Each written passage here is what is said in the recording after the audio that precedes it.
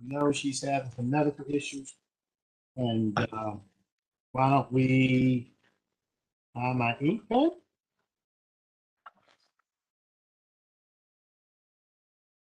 I will now call legislative day number 10 will now come to order. Please pause for a moment of silent meditation.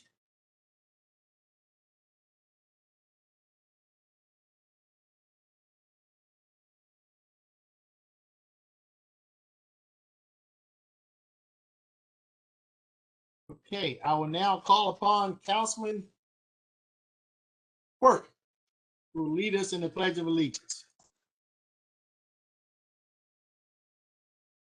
Pledge allegiance to the flag to the United of States the United States of America and to the republic for which it stands, one nation, under God, indivisible, with liberty and justice for all.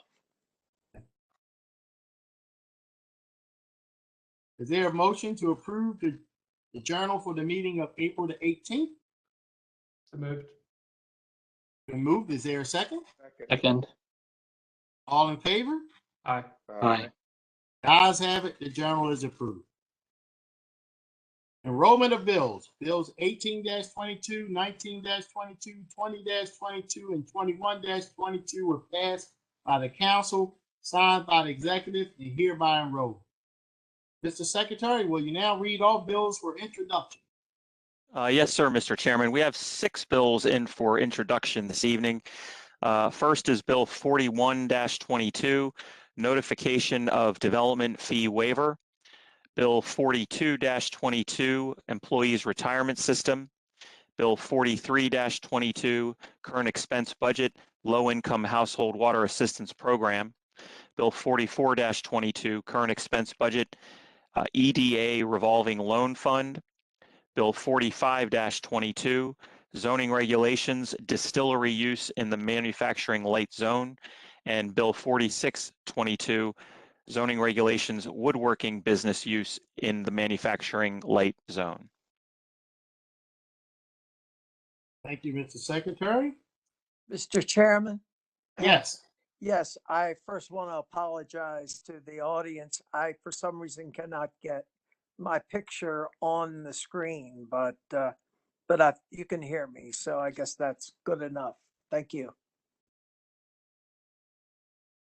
And speaking of apologies, Councilman Cash, let me apologize also to everyone in terms of us being a little late this evening, but sometimes, sometimes a lot of decisions are made at the last minute, and it seems like it's never enough time in the day. But we do certainly apologize for being late. Now we'll try to keep this train moving. The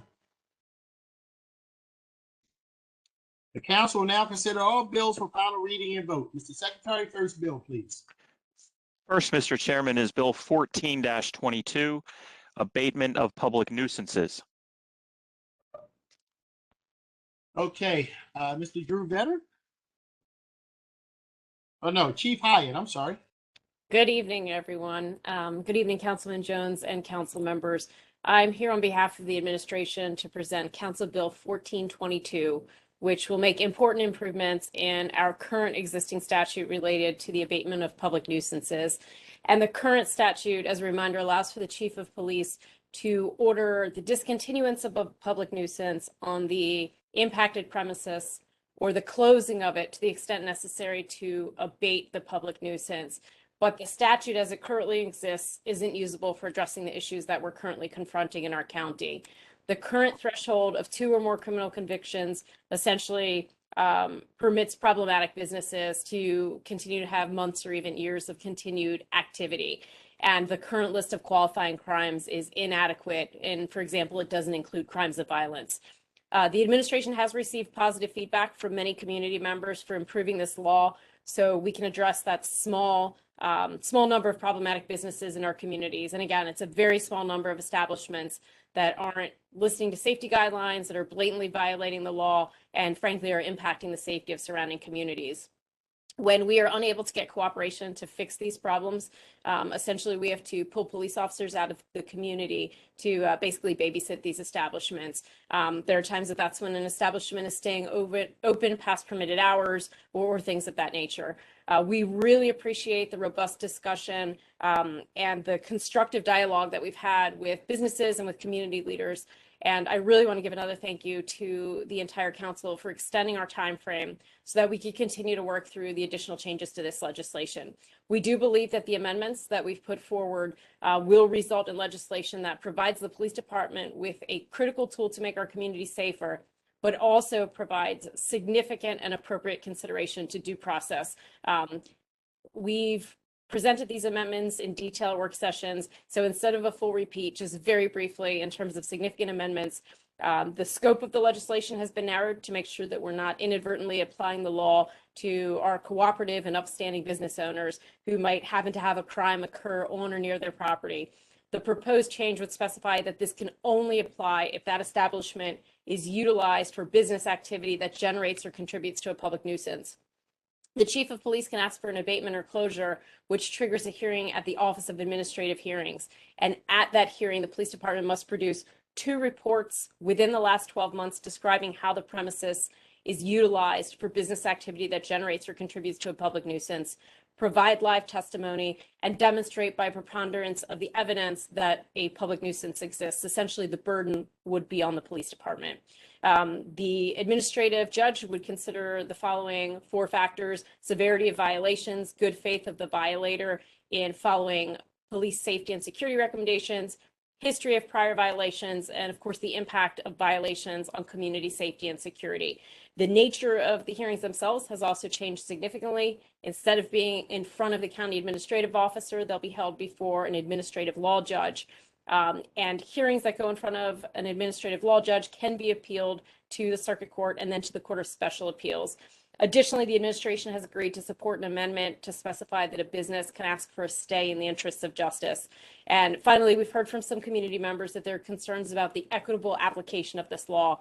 And hearing these concerns, language was added requiring the county to track data on the police chief's requests for public nuisance hearings, and requires that the county council, county executive, state's attorney, and county attorney receive an annual report on that data.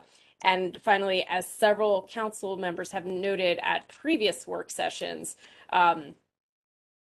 we know that there are concerns that were coming directly from community members, and really, as amended, this gives us an important tool to impact and improve public safety, really to leverage cooperation and in those few times when it's absolutely necessary to seek abatement or closure orders. And again, we really appreciate your consideration and time that you've put into this bill with us for 1422, and I'm happy to answer any questions. Thank you, Chief. All right, any questions or comments from the member? Hearing none, Chief, I'd like to just take this opportunity to thank you and your staff and administration for hearing all the concerns that were brought up.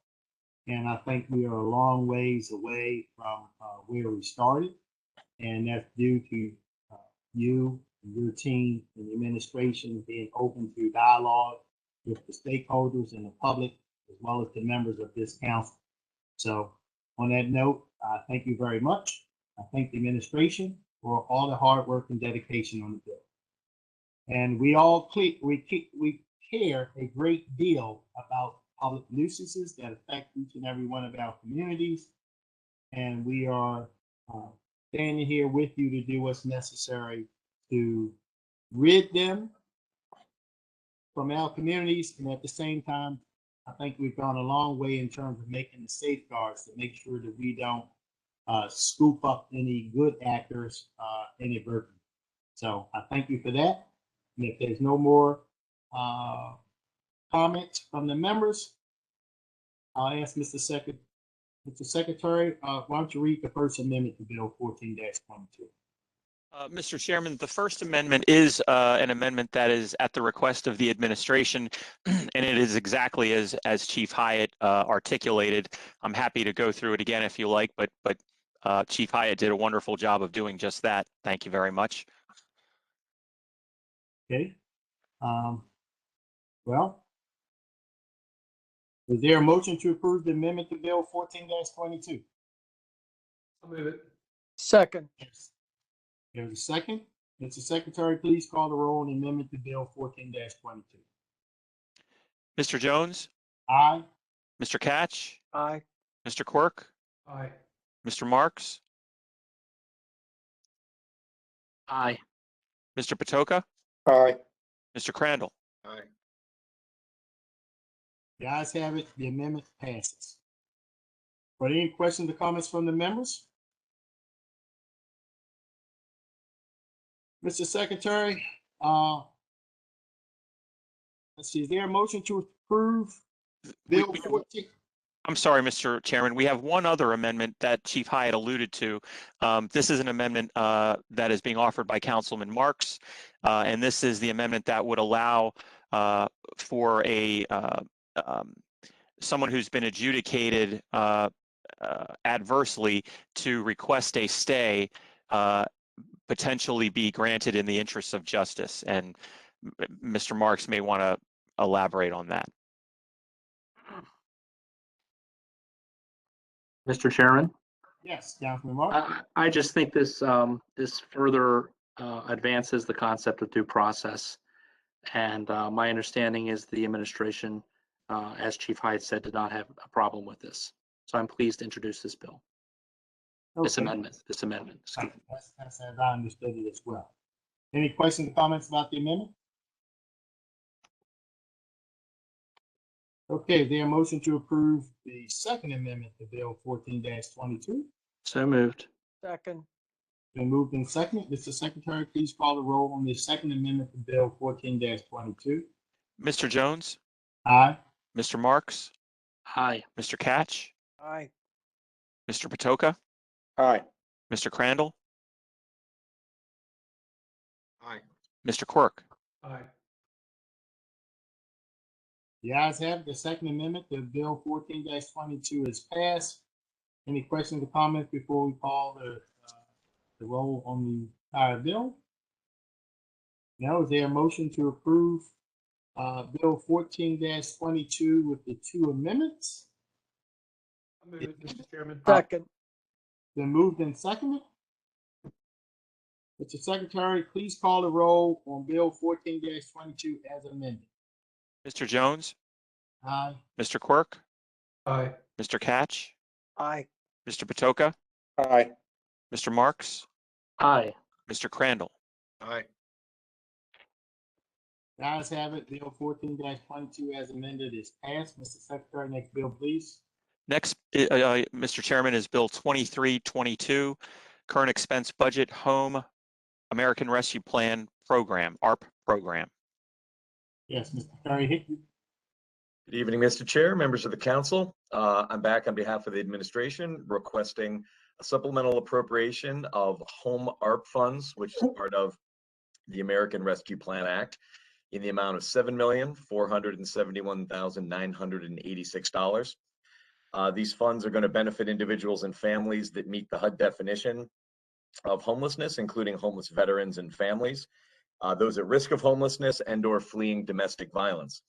Eligible activities for the funding include production or preservation of housing, tenant-based rental assistance, supportive services, including homelessness prevention, and the purchase or development of non-congregate shelters. The county is moving ahead with an allocation plan that has to be submitted to HUD for approval by December 31st. So this is the first step in that process. Thank you. Thank you very much. Mr. Hickey, are there any questions or comments from the members about the $7,471,986? No questions or comments? Mr. Secretary, call the roll on Bill 23-22. Mr. Jones, Aye. Mr. Crandall, Aye. Mr. Quirk, Aye. Mr. Marks, Aye. Mr. Patoka, Aye. Mr. Catch. Aye. The ayes have it. Bill 23-22 is passed. Mr. Secretary, next bill, please. Next, Mr. Chairman, is Bill 24-22, Police Accountability Board. Okay,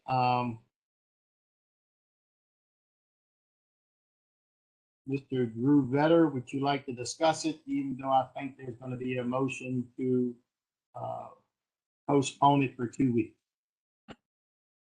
Thank you, Mr. Chair. I'm happy to give an overview of the bill if that's what the council prefers. Sure. Okay. Good evening, Mr. Chair, members of the council. I'm Drew Vetter here on behalf of the administration to present Bill 2422, which establishes the Police Accountability Board. This was required by House Bill 670 from last year's legislative session in Annapolis. This was the Maryland Police Accountability Act of 2021. Among other things, this bill required each county in the state to establish a police accountability board. Some details of the administration's proposal would be that this is a 9-member board, 1 from each of the 7 council districts and 2 at-large members. To the extent practicable, the board shall reflect the racial, gender, and cultural diversity of the county. Members are appointed to 3-year terms. The bill requires the county executive to propose a budget for the board and assign staff as needed. The bill specifies the duties of the board, which mirror the requirements of House Bill 70. And upon passage of this, we look forward to appointing a strong board that will be a substantial step forward in increasing civilian involvement and transparency in policing matters, and in particular, the police discipline process. Thank you, Mr. Chair. Thank you, Mr. Vetter. A lot of discussion. Council members have been working hard, talking to a lot of constituents, and we worked extremely hard to come to some consensus. I think we are there, but in the interest of full transparency and giving the public an opportunity to see what's going on and weigh into the changes that have been proposed by the members, I think it's been the consensus of the council that we push the bill back for 2 weeks and give us an opportunity to let the public see the changes that have been proposed. Mr. Chairman, I'll make the motion. There's been a motion. Is there a second? Second. It's been moved and seconded. This is a motion to postpone the bill for 2 weeks. Mr. Secretary, please call the roll. Mr. Jones, Aye. Mr. Catch, Aye. Mr. Patoka, Aye. Mr. Quirk, Aye. Mr. Crandall, Aye. Mr. Marks. Aye. The ayes have it. The bill 24-22 has been postponed. Mr. Mr. Secretary. Chairman, I would just add that the bill has been extended to the May 17th work session, and then would be up for final reading and vote at the May 26th legislative session and budget adoption. Okay. Thank you very much. Thank you, sir.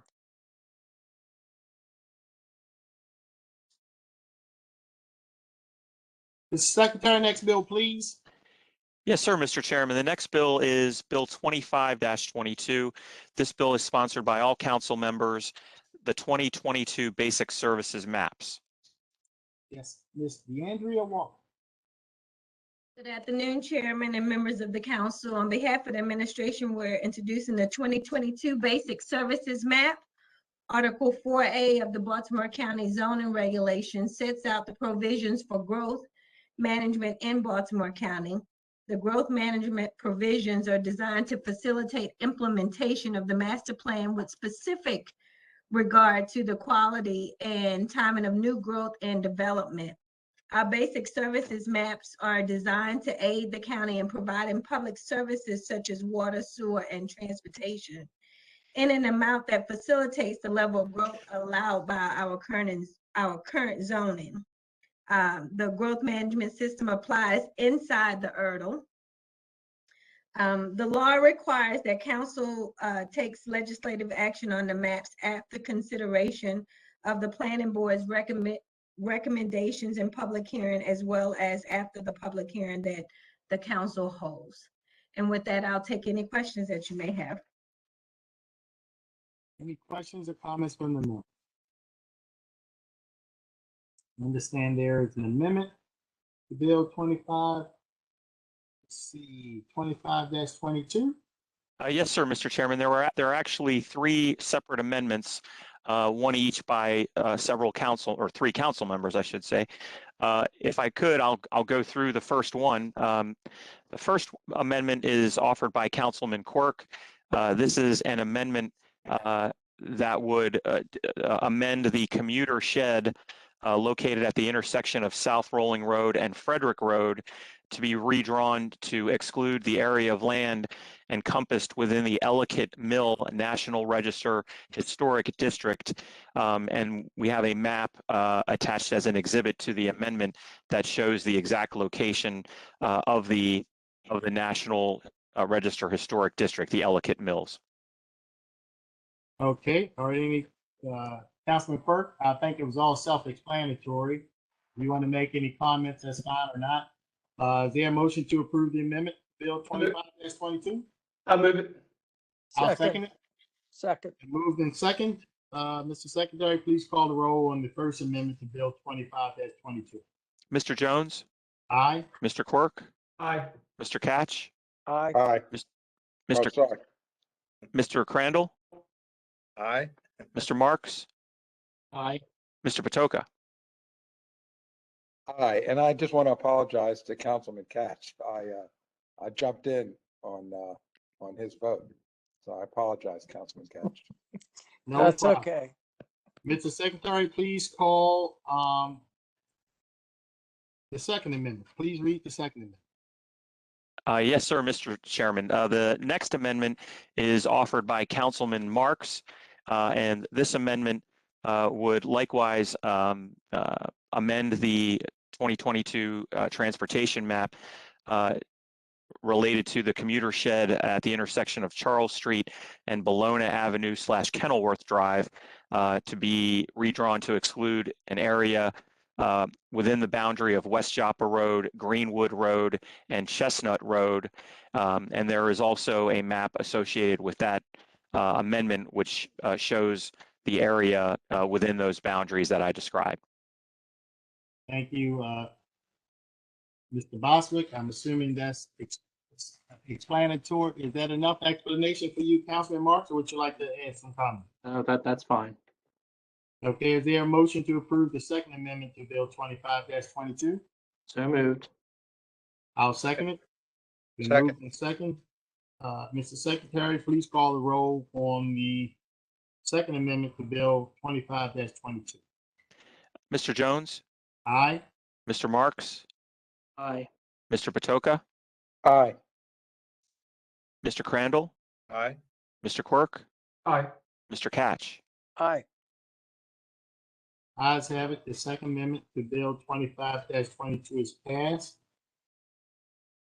And for the third amendment, Mr. Secretary. Yes, sir, Mr. Chairman. This is an amendment offered by Councilwoman Bevins.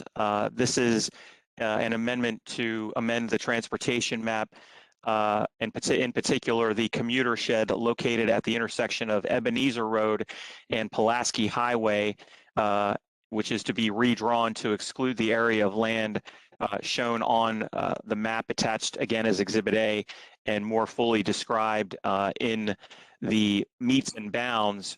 And rather than going through all of that because it's really very dry, I'll just describe it. It's a 31-acre part of off of Pulaski Highway that is at the southeast area beyond that traffic shed, within the traffic shed, but beyond Ebenezer and Pulaski. It's known as 11301 Pulaski Highway, parcel 27 and 230, known as Cecilia Schwaber final plat. Mr. Chairman. Thank you. I will move that motion. And Second. Councilwoman Bevins, is there a second? Second. Been moved and seconded. Mr. Secretary, please call the third amendment to Bill 25-22. Mr. Jones, Aye. Mr. Quirk, Aye. Mr. Patoka, Aye. Mr. Catch, Aye. Mr. Marks, Aye. Mr. Crandall. Aye. The ayes have it. The third amendment to Bill 25-22 is passed. Any questions or comments from any of the members before we call the roll? No, Mr. Secretary, please call the roll. Let's see, wait a minute. 25-22 as amended. I'll move it as amended. Second. Been moved and seconded. Mr. Secretary, please call the roll on Bill 25-22 as amended. Mr. Jones, Aye. Mr. Quirk, Aye. Mr. Catch, Aye. Mr. Crandall, Aye. Mr. Patoka, Aye. Mr. Marks. Aye. Ayes have it, Bill 25-22 as amended is passed. The council will now consider all fiscal matters. Extensive testimony was taken at the council's work session on April the 26th. The witnesses who testified at the work session is available to restate their testimony if needed. I'll now call upon the secretary to read the cover letter for fiscal matters 1 through 3. Mr. Chairman, the three contracts are as follows. Fiscal Matter 1 is a contract with Ellen Schwartz Patterson LCSWC. Fiscal Matter 2 is a memorandum of understanding with the Maryland Clean Energy Center. And Fiscal Matter number 5 is a series of 5 contracts for on-call architectural design and engineering services. Any questions or comments from any of the members? Hearing none. Is there a motion to approve fiscal matters 1 through 3? I'll move it. Been moved. I'll second it. Been moved and seconded. Mr. Secretary, please call the roll on fiscal matters 1 through 3. Mr. Jones, Aye. Mr. Catch, Aye. Mr. Quirk, Aye. Mr. Patoka, Aye. Mr. Marks, Aye. Mr. Crandall. Aye. Guys have it. Fiscal matters 1 through 3 are approved. We'll now consider all miscellaneous business. Mr. Secretary, first item, please. Mr. Chairman, whenever a contract over $25,000 is awarded by a process other than formal competitive bid, it is required that a copy of the contract be given to the county council and the nature and parties to that contract be announced by the secretary at the next legislative session following award. There are 5 such agreements this evening. They are all master agreements for the Emergency Rental Assistance Program 2. In this program, the vendors will continue to provide services to qualifying households to prevent housing instability and prevent homelessness and evictions. The 5 master agreements are with Associated Catholic Charities Incorporated, Community Assistance Network, Episcopal Housing Corporation, Jewish Community Services Incorporated, and Latino Economic Development Corporation. And the award total for all the contractors is $18,815,000. Any questions or comments from the members? Yes, Mr. Chair. Yes, go right ahead. I would just like to acknowledge the great work that each of those organizations that Mr. Boswick just cited do to help all of Baltimore County. And we couldn't be the county that we are without those organizations being boots on the ground in terms of assisting those that are most vulnerable. Okay. Any additional questions or comments from the members? Hearing none. Mr. Secretary, next item, please. Next is Resolution 17-22. This is a resolution at the request of the administration and also sponsored by Councilman Crandall.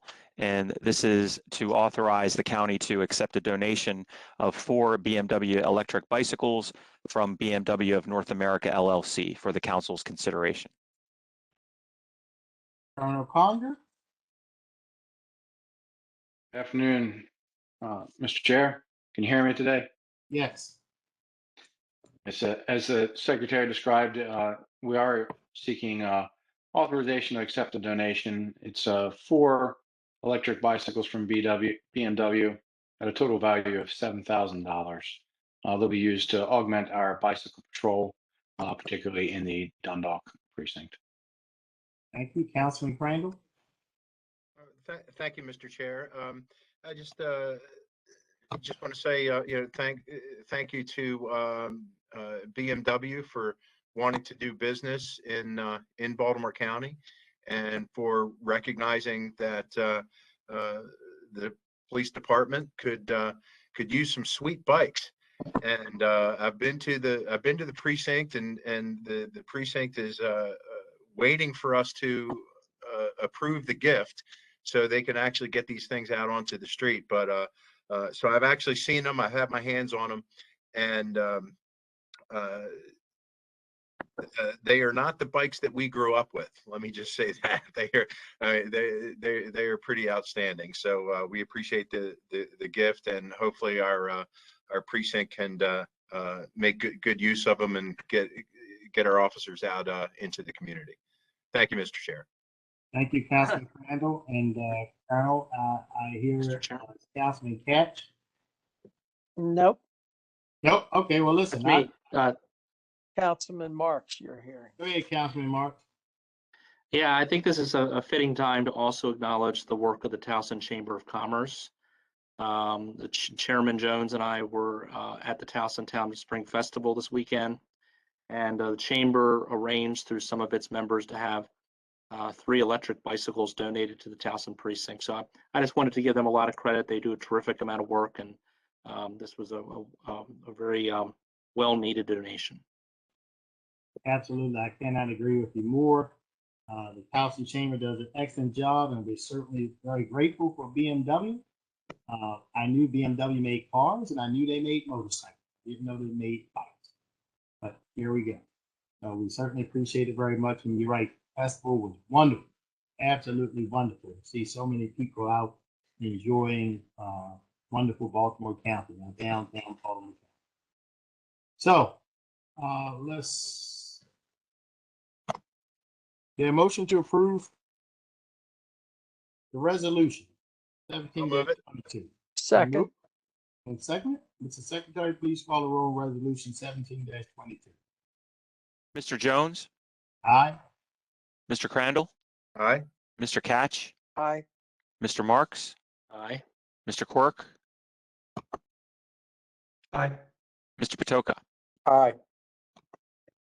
Ayes have it, resolution 17-22 is passed. Mr. Secretary, next item, please. Next, Mr. Chairman, is Resolution 18-22.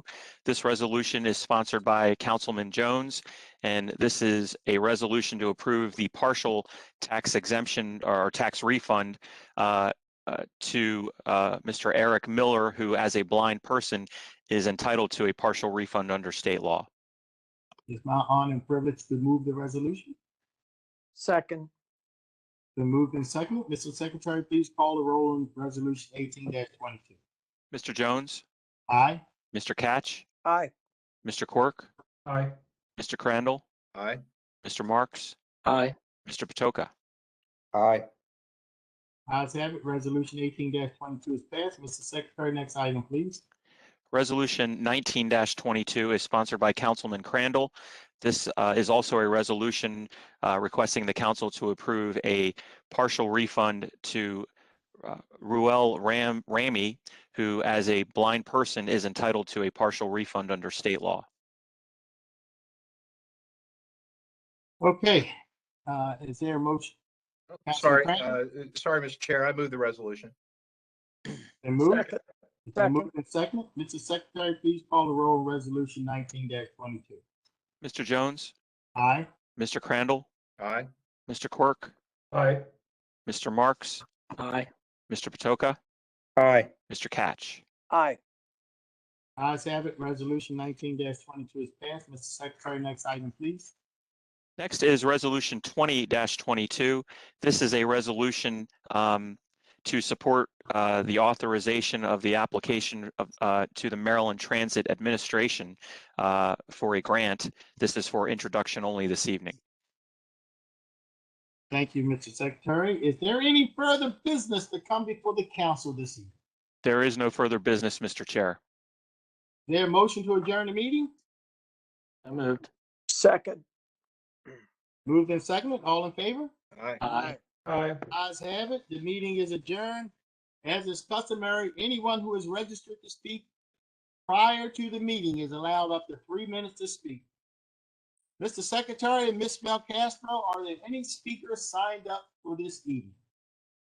Mr. Chairman, we do have speakers, and I'm sure Ms. Belcastro would be happy to start with that. Okay, Secretary, Mr. Chair, first speaker, registered speaker this evening is Lorena, and I hope I'm pronouncing that correctly, Diaz. Let me find Ms. Diaz. Ms. Diaz? Hi, I'm having issues with connection. Am I able to go after? oh, we hear you fine now. You can skip, we'll skip, you'll come back to you. Go to the next call, next participant. Certainly, Mr. Chair. Our next speaker is Mr. Dave Folderauer. I know that he indicated that he may be going to yield his time. And I think he has because he's no longer on our attendee list.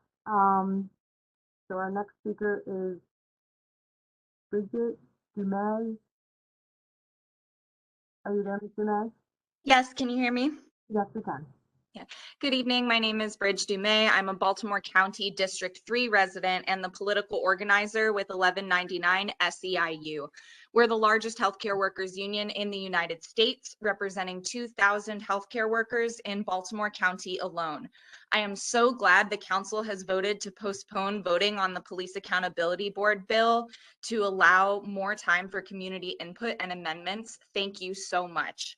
I'm here tonight to reiterate a few of the Baltimore County Coalition for Police Accountability's demands around the PAB's composition and compensation, and my colleagues will speak to other amendments the coalition is advocating for. First, members of the Police Accountability Board must be compensated for their labor. It should not be controversial to pay people for the work that they do. Second, anyone who does or did work in law enforcement and their family members should not be allotted seats on the PAB with voting power. Police are represented in other parts of the investigatory process, and the purpose of the PAB is to ensure civilian oversight. In Baltimore County, only 11% of citizen complaints of police misconduct are upheld, with only 4% of complaints of excessive force being upheld. A major contributing factor to these disturbing statistics is because there is a culture of the police policing themselves. This is a culture that cannot continue. Lastly, members from communities that have been disproportionately targeted by law enforcement with higher rates of police brutality cases must be equitably represented on the PAB with voting powers. Incorporating PAB members from directly impacted communities is critically important if there's to be true civilian oversight and representation on the PAB.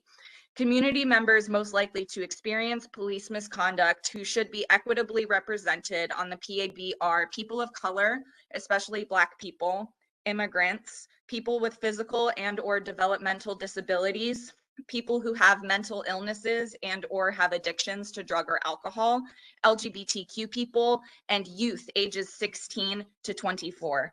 I look forward to working closely with each of you throughout the coming weeks to strengthen the bill so Baltimore County residents can have the equitable and just police accountability board that we deserve. Thank you. Thank you, Mr. May. Ms. Belcastro, maybe it's time to go back to our original call. We can certainly go back to Ms. Diaz. Ms. Diaz?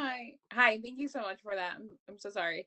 My name is Lorena Diaz. I'm with the ACLU of Maryland, and I would like to thank the County Council for postponing the vote tonight.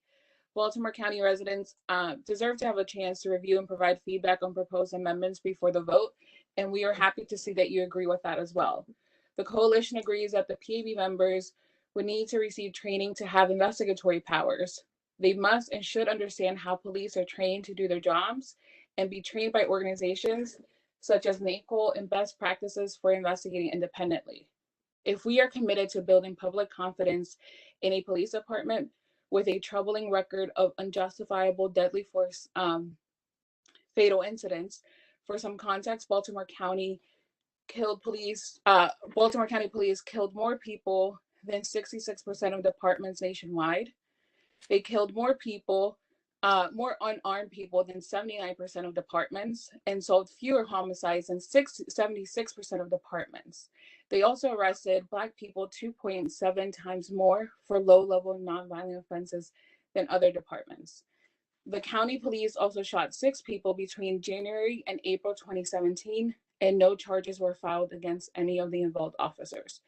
Given these stats and the impact it has had on Black and Brown Baltimore County residents, the council should not hesitate to fund and to train a PAB to have investigatory powers in order to make it safer for both the police and the public. Thank you. Thank you very much, Ms. Diaz. Next speaker, Ms. Belcastro. Certainly, Mr. Chair. Our next speaker is Claire Landers. Ms. Landers? Hi. As a resident of over 2 decades in Baltimore County District 2 and a member of JFJ, which has 800 members in Baltimore County, JFJ is a partner organization in the Baltimore County Police Accountability Coalition. I am really appreciative that the council has decided to extend time to consider and to gather input on Bill 2422. I'd like to address some issues raised regarding a PAB holding investigatory powers. A similar dispute arose in Anne Arundel County, and as the ACLU attorney underscored there is absolutely no language in Maryland State Bill HB 670 which prohibits the PAB from having the power to investigate allegations of police misconduct.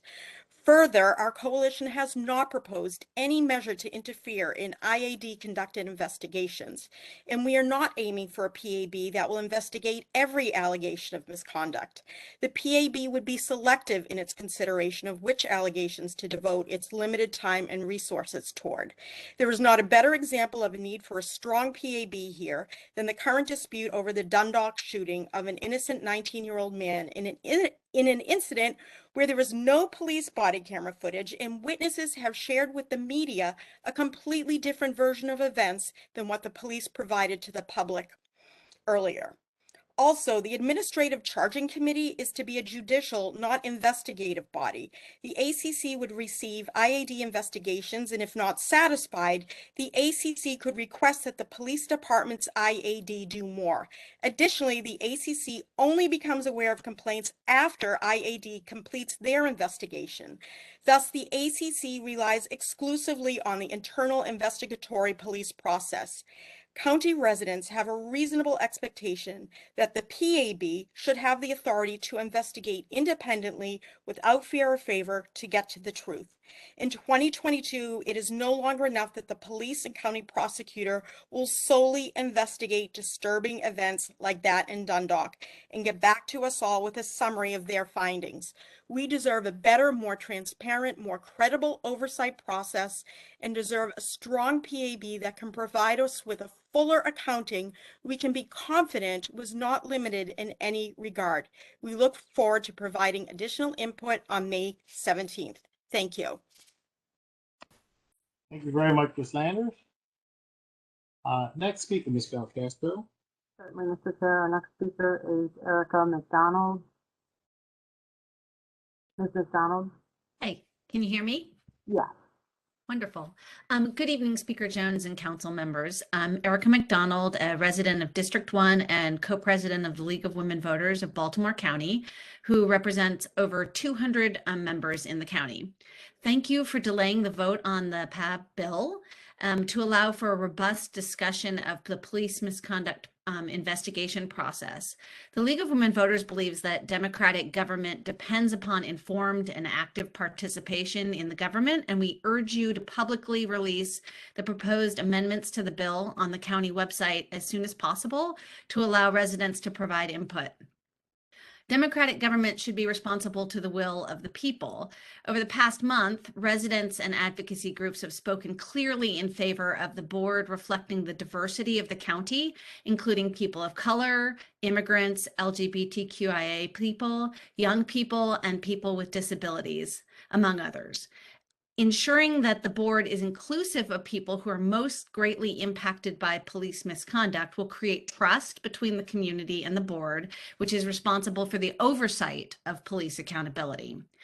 There's also been clear concern that allowing former law enforcement officers to serve on the board would jeopardize the integrity of the board. The new police misconduct process includes the police department in investigating accusations of misconduct and on trial boards. It is not appropriate for people with law enforcement backgrounds to be included on the board tasked with overseeing the misconduct processes. The intent of the police reforms is for civilian oversight, not to allow the police to continue to police themselves. As outlined in the Baltimore County Coalition for Police Accountability memo, we urge the council to amend the bill to address these concerns that residents of the county have clearly voiced and to ensure transparency by releasing amendments for public input. Thank you for your time. Thank you very much. Next speaker, Ms. Belcastro. Certainly, Mr. Chair. Last speaker this evening that registered was Angelia E. Giuseppe, and I have not been able to locate her on our attendee list, so I'm assuming she's either not on the meeting or she was and is no longer. So that was the last speaker. Okay. As always, I thank everybody for calling in. We certainly appreciate your participation in our democratic process. We certainly appreciate all your comments and suggestions, and we will continue to take it all in advisement as we continue to work through this issue. I wanted to do one other thing, but I think it's not necessary now.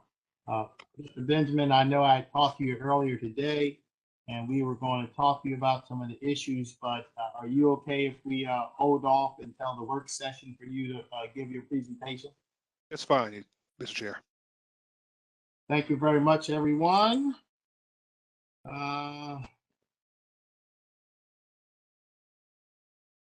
me 1 second. All right, that's it for this evening. Thank you, everyone. Have a great evening and be safe, and God bless you all. All right, bye. Thank you. Mr. Chair.